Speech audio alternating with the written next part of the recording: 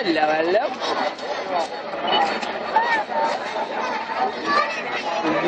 See the bear? That's a boo-boo.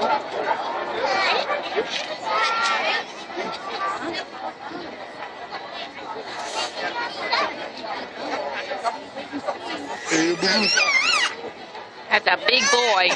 Yeah, he's a big boy.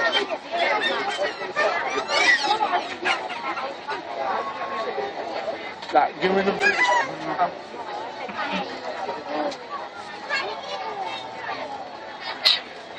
You hear that? He's sitting like... Well, good evening, ladies and gentlemen, boys and girls. How are you guys doing tonight? Come on, guys. We're at the Bangor State Fair. I said, how are you guys doing tonight? All right, that sounds a little bit better. Well, welcome to a Grizzly Experience, ladies and gentlemen. My name's Dexter Osborne. Oh, he's sitting... That there's my wife, Megan. Our boy, Hayden, sleeping right at the moment. And, of course, the star of the show, Tonk here. Guys, I'm going to start off by telling you a little bit about Tonk. Tonk here is a 7-year-old Alaskan grizzly bear. Now, he was born in captivity, born at a zoo in northern Georgia. He was donated to us when he was only 6 weeks old. He was a tiny little guy when he first came to us, weighed less than 10 pounds. He was so small, it actually fit in a shoebox. Must have been pretty cute, huh? Yeah. Now look at him. When he stands up on his hind legs, he's standing over 7 feet tall, and he's weighing about 650 pounds right at the moment. But believe it or not, he's not done growing just yet. Tonk here, when he gets full grown, will be anywhere from about 800 to 1,000 pounds, and he could stand as tall as 10 feet on his hind legs. That's as tall as those arena panels right there in front of you. Now guys, he's not the biggest bear out there. The largest bear ever recorded was a Kodiak brown bear found on Kodiak Island, Alaska, just about a little over 5 years ago now. That bear stood over 12 foot tall on his hind legs. That's as tall as those wooden poles right there in front of you. And he weighed over 2,400 pounds. Could you imagine running that guy out in the middle of the Let's woods? see, 1,400 or 400? That'd be pretty scary, yeah. 2,400. Wow. And Tonk here is going through about 30 pounds of food a day. He's getting a mixture of a high-protein dog food, a special zoo-made omnivore diet, fruits, vegetables, raw chicken, raw fish. Even gets that occasional cheeseburger from McDonald's, we all enjoy so much. Some ice cream, of course. You guys like those cheeseburgers too? Yeah? You see that big old belly he's got? He's getting after eating all those big doubles, so you better watch out. We gotta switch him over to McChicken for something. Now guys, we're a state and federally licensed organization based out of Naples, Florida, out of Southwest Florida. And we travel all throughout the country, about 7 months out of the year, on and off, doing educational presentations, teaching folks just like yourself how to be safe in bear country, as well as giving you guys an up-close personal look at these wonderful animals. Now back home we do have an 8-acre ranch, and our bears reside on about a 2.5-acre habitat. We got trees and boulders to romp around and play with. They even got a... Go on, you want me to go, boys? They even got a pond and waterfall to play with every once in a while on our good old hot Florida days. Now at this time, guys, I'm going to turn the mic over to Megan. She's going to talk to you guys a little bit while I work with Tonk here.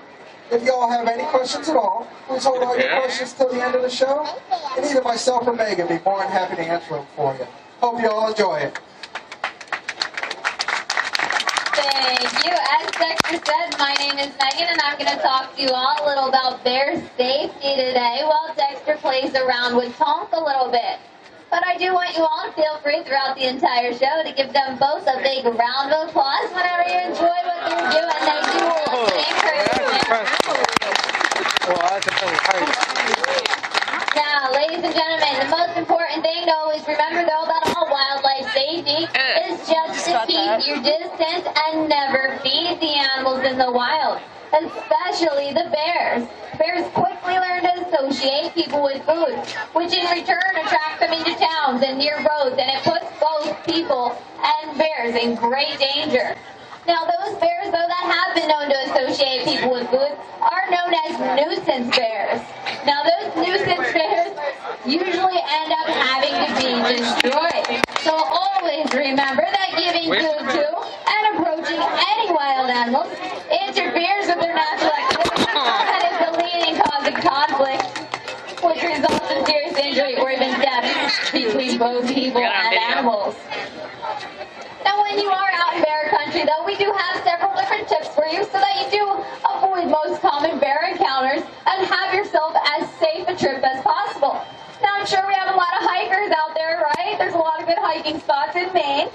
So the most important thing before going hiking is just letting somebody know where you're going and when you plan on being home.